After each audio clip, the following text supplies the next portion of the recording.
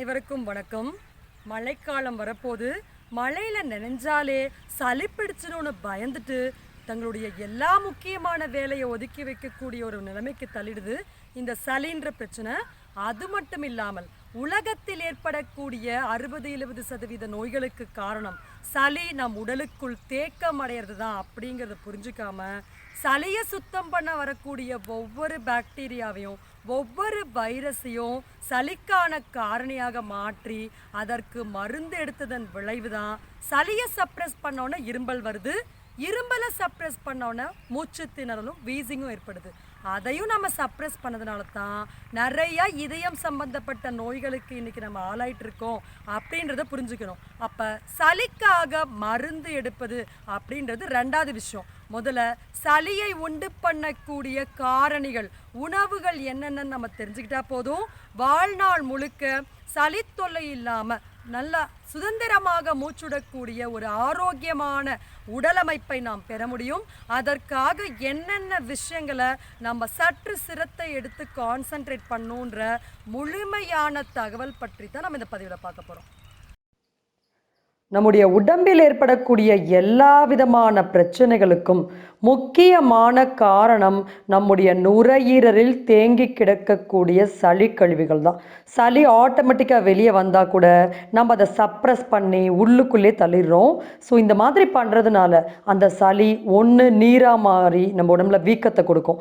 அப்படி இல்லைன்னா நம்மளுடைய போன்ஸில் போயிட்டு டெபாசிட் ஆக ஆரம்பிச்சுட்டு அங்கே இருக்கக்கூடிய எல்லா ஜவ்வுகளையும் எலும்புகளையும் தேய்மானம் அடைய செய்யும். அப்போ அந்த சளியை வெளியே எப்படி எலிமினேட் பண்ண முடியும்னா அது நிச்சயமாக உணவு கட்டுப்பாடை பற்றி நம்ம தெரிந்து கொண்டால்தான் அது முற்றிலுமாக சாத்தியமாகும்.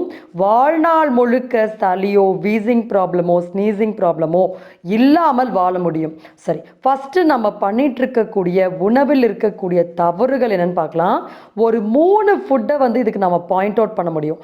அதில் ஃபஸ்ட்டு ஃபுட்டு இந்த சளிக்கான காரணம் பார்த்தீங்கன்னா இன்னைக்கு நம்ம எடுத்துக்கிறது எல்லாமே ஹைப்ரிட் கவுஸோட மில்க். அப்போ அந்த மில்க்கு அந்த பசு உற்பத்தி பண்ணுவதற்காகவும் அது ரொம்ப நாள் கெடாமல் இருக்கிறதுக்காகவும் ஏகப்பட்ட மருந்துகள் சேர்க்கப்படுது.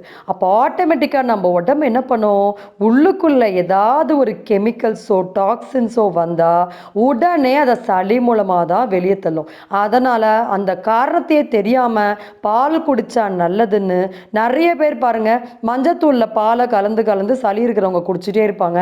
இப்படி பண்ண அவங்களுக்கு கான்ஸ்டிபேஷன் ப்ராப்ளமோ அவங்க உடம்புல இருக்கக்கூடிய சளி ரொம்ப அதிக அளவில் மூச்சு விடுறதுக்கு சிரமப்படுற அளவுக்கு தேங்கும். ஸோ அந்த தவறை ஃபஸ்ட்டு நிறுத்துங்க. ஓகே, அடுத்து 2வது தவறு பார்த்தீங்கன்னா பிராய்லர் முட்டையும் பிராய்லர் சிக்கன் மட்டன் போன்றவற்றை அதிக அளவில் பயன்படுத்துறது. சில பேர் முட்டை இல்லாமல் சாப்பிடவே மாட்டாங்க. டெய்லி மத்தியானம் முட்டை எடுத்துப்பாங்க. இன்னும் நிறைய பேர் பார்த்தீங்கன்னா நைட்டு முட்டை எடுக்கிற பழக்கம் இருக்கும். ஸோ அந்த எக்ஸும் அந்த பவுல்ட்ரி சிக்கனையும் கொஞ்ச நாள் கம்ப்ளீட்டாக கட் பண்ணணும். நம்ம ஏற்கனவே சொன்ன மாதிரி அந்த கெமிக்கல்ஸ் இருந்தால் தான் இன்ஸ்டண்ட்டாக நம்ம பாடி சளியை உற்பத்தி பண்ண ஆரம்பிக்கும். ஓகே, அடுத்து 3வது மிகப்பெரிய தவறு பார்த்திங்கன்னா சாப்பாட்டில் அதிகபட்சமான ரவை, மைதா, கோதுமை பொருட்கள் இருக்கிறது. கோதுமை ரொம்ப ரொம்ப நல்ல பொருள், அதையே எடுக்கக்கூடாதுன்னு சொல்கிறாங்க. அப்படின்னா இன்றைக்கி கோதுமையில் பார்த்திங்கன்னா நிறைய ஹைப்ரிட் வெரைட்டி இருக்குது. நீங்கள் கூகுளில் போய் கூட சர்ச் பண்ணி பார்க்கலாம். நிறைய பயோடெக்னாலஜி லேப் மூலமாக ஹிம்கிரி இந்த மாதிரி சீட்ஸ், ஷிவாலிக், ஆதித்யா இது போல் ஹைப்ரிட் சீட்ஸை ஃபாஸ்ட்டாக கல்டிவேட் பண்ணணும், பிளான்ஸுடைய ஈல்டு நிறையா இருக்கணுங்கிறதுக்காக நிறைய ஹைப்ரிட் ஜீன்ஸ் மூலமாக ப்ரொடியூஸ் பண்ணுறாங்க. ஸோ இன்றைக்கி இருக்கக்கூடிய இந்த கோதுமையை நிச்சயமாக நம்ம எந்த பேஷண்ட்ஸ்க்கும் கொடுக்கவே முடியாது. ஃபார் எக்ஸாம்பிள், நம்ம கிளினிக்கில் நம்ம பெயின்காக நிறைய பேஷண்ட்ஸ்க்கு ட்ரீட்மெண்ட் கொடுக்குறோம். அவங்களுக்கு இந்த கோதுமை சம்மந்தப்பட்ட ஏதாவது பொருள் கொடுத்தோன்னா அந்த பெயின் ஸ்டாப் ஆகவே ஆகாது. ஸோ கம்ப்ளீட்டாக அவங்க ஹெல்த்தையே ஒரு ரிவர்ஸ் பண்ணி விட்டுரும். ஸோ அது மூலமாக தான் இந்த கோதுமை இவ்வளோ ஒரு மிகப்பெரிய ஒரு பக்க விளைவை ஏற்படுத்துது அப்படின்றத நம்ம கிளினிக்கலாக நம்மக்கிட்ட அதுக்கான ரிசல்ட்ஸ் இருக்குது. ஓகே, அப்போ அரிசியில் மட்டும் ஹைப்ரிட் வரலையா அப்படின்னு கேள்வி கேட்குறவங்க நிறைய பேர் இருப்பாங்க. அரிசியில் மேக்ஸிமம் நீங்கள் பொன்னி அரிசி இதை யூஸ் பண்ணலாம். அது மட்டும் இல்லாமல் வீட்டை ஹைபிரிட் ஆக்கும் போது அதோடைய க்ளூட்டன் கண்டென்ட் டபுள் ஆகுது. ஸோ அப்போ நமக்கு உள்ளுக்குள்ளே போன உடனே அஜீரணம் சம்பந்தப்பட்ட, நெஞ்செரிச்சல் சம்பந்தப்பட்ட, சளி, மலச்சிக்கல் சம்பந்தப்பட்ட நிறைய பிரச்சனைகளை கிரியேட் பண்ணிடுது. இன்றைக்கி நிறைய சுகர் பேஷண்ட்ஸ் பாருங்கள், கோதுமையை சாப்பிட்டு சாப்பிட்டு அவங்க உடம்பையே ஒரு கழிவு கூடமாக மாற்றிட்டு இருக்கிறாங்க. அதனால தான் இன்றைக்கி ஒரு இன்ஃபெக்ஷன் இவ்வளவு ஃபாஸ்ட்டாக ஸ்ப்ரெட் ஆகிட்டுருக்கு. ஸோ கோதுமை, மைதா, ரவை இந்த 3 பொருட்களால் செய்யப்பட்ட உணவுகளுக்கு ஒரு முற்றுப்புள்ளி வச்சிடணும். ஓகே, ஃபுட்டை பொறுத்த வரைக்கும் இந்த விஷயத்தை நீங்கள் அவாய்ட் பண்ணாலே கம்ப்ளீட்டாக ஒரு 50-60% வந்து உங்களுக்கு சளிங்கிறது குறைய ஆரம்பிச்சிடும். இப்போ நம்ம அடுத்த ஸ்டெப் என்ன பண்ண போகிறோம், ஏற்கனவே நம்ம உடம்புல தேங்கிட்டு இருக்கக்கூடிய சளியை எப்படி சேனலைஸ் பண்ணி வெளியே அனுப்ப முடியும்னு சொல்லி பார்க்கலாம். ஓகே, ஃபஸ்ட்டு நம்ம அந்த சளியை இலக செய்யணும். அப்போ தான் அது நம்ம உடம்பை விட்டு மலக்குடல் வழியாக இல்லை நம்மளுடைய மூக்கு வழியாக வெளியேற ஆரம்பிக்கும். அதை எப்படி நமக்கு எந்த விதமான டிஸ்டர்பன்ஸும் இல்லாமல் வெளியேற்றணும், அதுதான் நம்மளுடைய டார்கெட். ஏன்னா ஃபார் எக்ஸாம்பிள் இன்றைக்கி இருக்கக்கூடிய இந்த ஃபீவர் கூட நீங்கள் பாருங்கள், சளி மூச்சு குழாயில் அடைச்சிக்குதுன்றாங்க. அப்போ ஃபீவர் இருக்கும்போது ஒரு பேஷண்ட்டுக்கு முட்டை கொடுத்தா சளி அடைக்காமல் என்ன பண்ணோம், அப்போ அந்த சளி எதுவுமே அடைக்காமல் தொந்தரவு இல்லாமல் நம்முடைய உடம்புல கரெக்டாக பிளட் மூலமாக சர்க்குலேட் ஆகி அது குடல் மூலமாக ஃபில்டர் ஆகி வெளியே போகணுன்னா நம்ம உடம்புல எங்கெங்கெல்லாம் சளிக்கான பிளாக்ஸ் இருக்கும் அப்படின்றத பற்றி நம்ம தெரிஞ்சுக்கணும். ஸோ அதை பற்றின ஒரு சின்ன இன்ஃபர்மேஷன் நம்ம பார்த்துடலாம். இப்போ நம்மளுடைய டோட்டல் பாடி சிஸ்டத்தில் லங்ஸுடைய பேக் சைடு தான் அந்த லங்ஸில் இருக்க சளியோடைய பிடிப்புக்கான ப்ரெஷர் கிரியேட் ஆகிருக்கும். ஸோ அந்த பர்டிகுலர் ஏரியாவில் நம்ம ப்ரெஷரை ரிலீஸ் பண்ணி விட்டுட்டோன்னா ஆட்டோமேட்டிக்காக ஸ்ட்ரைட்டாகவே எல்லா சளிக்கழிவுகளும் நம்மளுடைய மலக்குடலுக்கு சேனலைஸ் ஆகிடும். ஓகே, இந்த ப்ரெஷர் எப்படி பில்டப் ஆகிருக்கும் அப்படின்னு பார்த்தீங்கன்னா, லங்ஸுடைய பேக் சைடில் நிறைய பேருக்கு அந்த கோடு, அந்த ஸ்பைனல் கார்டோட கோடே தெரியாது. அந்த இடத்துல ஒரு மேடு இருக்கும். அதை நீங்கள் எப்படி டெஸ்ட் பண்ணி பார்க்கலாம்னா, நல்லா ஆயில் அப்ளை பண்ணிட்டு அந்த நடு முதுகு பகுதியில் உங்கள் கையை குவிச்சு வச்சு நல்லா தட்டி தட்டி தட்டி பாருங்கள்.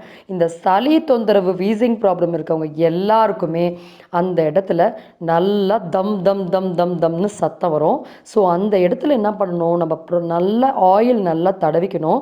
தடவிட்டு ஆயிலை ஹீட் பண்ணி தடவணும். ஹீட் பண்ணிவிட்டு நம்ம காட்டுற மாதிரி கையை சர்க்குலேஷன், கிளாக் வைஸ் சர்க்குலேஷன் மூமெண்ட்டில் நல்லா ப்ரெஷர் ஃபாஸ்ட்டாக ஹீட் கிரியேட் ஆகிற அளவுக்கு ப்ரெஷர் கொடுக்கணும். இப்போ நம்ம பாருங்கள், இந்த வீடியோவில் பாருங்கள், நல்லா அந்த இடத்துல ஒரு 50 டைம்ஸ் 60 டைம்ஸ் கிளாக் வைஸில் ரொட்டேஷன் கொடுத்துருக்கோம். ஸோ இப்படி நம்ம கொடுக்க கொடுக்க கொடுக்க ஆட்டோமேட்டிக்காக அந்த லங்ஸ்குள்ளே இருக்க சளி கழிவுகள் கரையும். ஓகே, அடுத்த பிளட் சர்க்குலேஷன் பாயிண்ட் பார்த்தீங்கன்னா, பிளாக்ஸ் எங்கே இருக்கும் அப்படின்னா பேஷண்ட்டுடைய கெண்டைக்கால் சதை பகுதியில் இருக்கும். நீங்கள் இந்த சளி கழிவுகள் அதிகமாக இருக்க எல்லா பேஷண்ட்ஸையும் பார்க்கலாம். அந்த கெண்டைக்கால் சதை பார்த்திங்கன்னா டபுள் மடங்கு இருக்கும். அந்த இடத்துல அந்த வெயிட் வந்து உங்களுக்கு அங்கே ஜாஸ்தியாக இருக்கும். ஸோ அப்போ அந்த இடத்துல நல்லா ஹீட் பண்ண ஆயிலை நல்லா தடவிட்டு அந்த இடத்துல நான் காட்டுற மாதிரி ஜிக்ஸாக் மூமெண்ட், இந்த மூமெண்ட்டில் ப்ரெஷர் கொடுக்கணும். மேலேருந்து கீழே இறக்கணும், அதே ஜிக்ஸாக் மேலே ஏற்றணும், அப்புறம் கீழே இறக்கணும், மேலே ஏற்றணும். இந்த மாதிரி அந்த கெண்டைக்கால் மசில்ஸை நல்லா லூசன் பண்ணி விடணும். ஸோ இந்த பிளட் சர்க்குலேஷன் டெக்னிக்கை நீங்கள் மார்னிங் ஒரு தடவை, ஈவினிங் ஒரு தடவை பண்ணலாம். இதில் எந்த விதமான சைடு எஃபெக்ட்ஸுமே கிடையாது. ஸோ இதை நீங்கள் பண்ண பண்ண பண்ண ஆட்டோமேட்டிக்காக நம்ம உடம்புல ப்ராப்பரான சர்க்குலேஷனும் பிளட்டுடைய ஃபில்ட்ரேஷன் ரேட்டும் அதிகமாகும். சரி, இதுக்கப்புறம் இந்த சளியை ஆட்டோமேட்டிக்காக வெளியே போயிடுமா அப்படின்னு பார்த்தா, நீண்ட நாட்களாக நீங்கள் சின்ன வயசுலேருந்து சேர்த்து வச்சுருக்கக்கூடிய கழிவுகள் அப்போ குடலில் ஈஸியாக பாஸ் ஆகி ஸ்டூல்ஸ் வெளியே போகாது. நம்ம குடலை பொறுத்த வரைக்கும் பார்த்தீங்கன்னா ரொம்ப நம்ம நிறைய ஃப்ரூட்ஸு, வெஜிடபிள்ஸ்லாம் கன்சியூம் பண்ணால் அந்த ஸ்டூல்ஸ் அடியில் போகும். ரொம்ப ஹெவியாக இருக்கிற ஸ்டூல்ஸ், ஃபார் எக்ஸாம்பிள் ரொம்ப உடம்புல வேஸ்டேஜ் பார்த்திங்கன்னா அது மேலேயே அந்த குடல் மேலேயே அப்படியே நின்றுட்டு அதுதான் நம்ம உடம்புல டெபாசிட் ஆகி நோய்களாக மாறும். அப்போ அந்த கழிவுகளை நம்ம எப்படி கீழே புல் அவுட் பண்ணணும் அப்படின்னா, நிச்சயமாக ஏதாவது ஒரு ஹெர்பல் பியூரிஃபையர் யூஸ் பண்ணாதான் அது முடியும். சரி, அப்போ அந்த சளிகளை வெளியே அழகாக வெளியேற்றக்கூடிய அந்த ஒன் ஸ்டெப் அந்த மெடிசன் பற்றி இப்போ நம்ம பார்ப்போம். ஸோ ஓகே, அது எப்படி ப்ரிப்பேர் பண்ணணும்னா, தண்ணியை நல்லா கொதிக்க வச்சுக்கணும். கொதிக்க வச்சுட்டு அந்த அந்த தண்ணியில் ஒரு ஸ்பூன் ஆவாரம் பூ. இந்த ஆவாரம் பூ வந்து எக்ஸலண்ட்டாக சளியை உடம்புல இருக்கிறத எடுத்துகிட்டு பிளட்டை நல்லா ப்யூரிஃபை பண்ணும். உங்களுக்கு ஃப்ரெஷ் ஃப்ளவர்ஸ் கிடச்சா அதை யூஸ் பண்ணலாம்.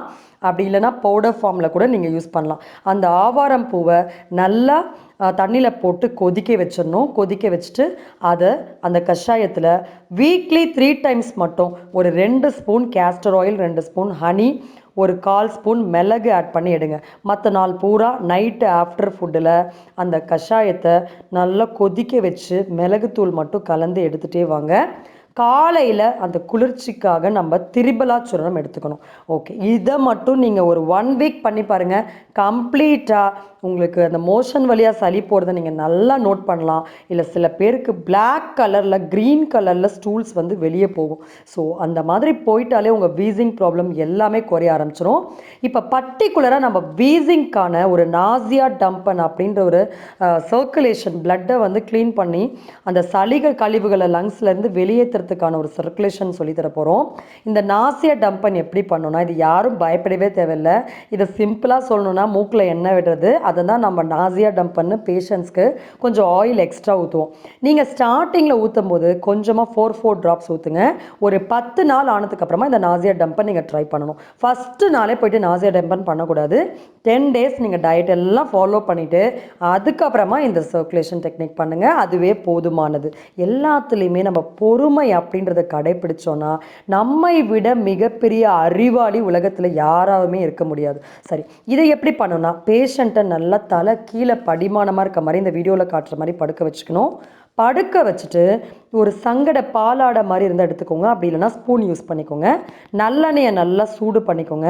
அதில் தும்பத்தலை அப்படின்னு சொல்லுவாங்க, தும்பப்பூன்னு சொல்லுவாங்க. இது எல்லா இடத்துலையும் கிடைக்கும். அது கிடைக்காதவங்க வேப்பிலை கொழுந்து போட்டுக்கலாம். கொஞ்சம் 2 மிளகு போட்டுக்கணும். போட்டு இதை ஃபில்ட்ரு பண்ணி வச்சுக்கோங்க இந்த ஆயிலை. ஃபஸ்ட்டு நான் சொன்ன மாதிரி ஸ்டார்டிங்கில் 4 ட்ராப்ஸ் விடுங்க. ஒரு 10 டேஸ் ஆனதுக்கப்புறம் இந்த ஒரு பாலாடை, அதாவது கிட்டத்தட்ட பார்த்திங்கன்னா ஒரு 1 ml-லேருந்து 2 ml எண்ணெய் வரைக்குமே நம்ம மூக்கில் ஊற்றலாம். சின்ன குழந்தைங்களுக்கே ஒரு பாலாடை ஊற்றுவாங்க அந்த காலத்துலலாம். நம்ம அதை மறந்ததன் விளைவு தான் இன்றைக்கி குழந்தைங்களுக்கு ஜுவானல் டயபெட்டிஸ், ஜுவானல் ஆர்த்ரைட்டிஸ் போன்ற எல்லா நோய்களுமே சிறு வயதிலேயே ஆரம்பிக்குது. ஸோ இந்த நாசியா டம்பன் எக்ஸலண்ட்டாக லங்ஸை ப்யூரிஃபை பண்ணி அலசி சளியை வெளியே எடுத்துகிட்டு வந்துடும்.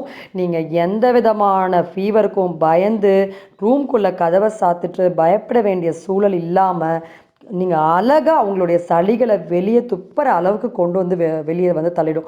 ஸோ நம்ம சொன்ன எல்லாத்தையும் ட்ரை பண்ணுங்கள். மெடிசனை மட்டும் போய் வாங்கிட்டு வந்து அதை மட்டும் யூஸ் பண்ணாதீங்க. ஸோ எல்லாத்தையும் கம்பைன் பண்ணி யூஸ் பண்ணுங்கள். இந்த ஒயிட் ரைஸுக்கு பதிலாக மேக்ஸிமம் ஒயிட் ரைஸ் எடுக்கிறத கொஞ்சம் குறைச்சிக்கோங்க. நீங்கள் முற்றிலுமாக ஸ்டாப் பண்ணணும்னு அவசியம் இல்லை. பழைய சோறாக எடுக்கணும். அது இந்த டயட்லாம் ஸ்டார்ட் பண்ணி ஒரு 5 டேஸ் 6 டேஸ் கழித்து பழைய சாதமாக எடுங்க. மற்றபடி பார்த்திங்கன்னா இந்த கேரளா மட்டை அரிசி அப்படிம்பாங்க, அந்த ப்ரௌன் கலரில் இருக்கும், அந்த ரைஸில் பழைய சாதம் பண்ணி மத்தியானம் வெயில் நேரத்தில் எடுத்துக்கிட்டே வாங்க. ஏன்னா நம்ம உடம்புல நல்ல பாக்டீரியாஸ்ன்னு சொல்லக்கூடிய ப்ரோபயோட்டிக்ஸ் இருந்தால் தான் நம்முடைய சளி நம்ம உடம்புல தேக்கம் அடையாமல் அந்த கபமாக மாறாமல் மலமாக மாறும். இதை நம்ம எல்லா வீடியோஸ்லையும் தொடர்ந்து வலியுறுத்துகிறோம். ஏன்னா இதோடைய பலன் நம்ம பல வருட காலமாக நம்ம கிளினிக்கில் பார்த்துட்ருக்கோம். நம்ம கொடுத்த தகவல் எல்லாருக்கும் ஒரு பயனுள்ள தகவலாக இருக்கும் நான் நம்புகிறோம். நம்ம கிளினிக்கில் நம்ம ஆன்லைன் டயட் சப்போர்ட் ப்ரொவைட் பண்ணுறோம். அதாவது எந்த விதமான மருந்துகளையோ பொருட்களையோ நாம் விற்பது கிடையாது. உங்கள் நோய்க்கு தகுந்த மாதிரி உங்கள் வீட்டில் இருக்கக்கூடிய உணவு பழக்க வழக்கத்தை உங்களுக்கு ஒரு மிகப்பெரிய சக்தியாக எப்படி மாற்றி அமைக்க முடியுன்ற கைட்லைன்ஸ் தான் நம்ம கொடுக்குறோம். அதற்கு உங்கள் நோய் பற்றிய தகவலை நம்ம வாட்ஸ்அப் நம்பரான 9677400956 அப்படின்ற நம்பருக்கு அமிச்சிங்கன்னா உங்களுக்கு கம்ப்ளீட்டான சப்போர்ட் நம்ம கிளினிக்லேருந்து கிடைக்கும். நம்ம வீடியோஸ் எல்லாருக்கும் நிச்சயமாக பயனுள்ள தகவலை கொடுக்கும். அதனால் மறக்காமல் நம்ம சேனலை சப்ஸ்கிரைப் பண்ணுங்கள். நம்ம வீடியோஸ் எல்லாம் லைக் பண்ணுங்கள், ஷேர் பண்ணுங்கள்.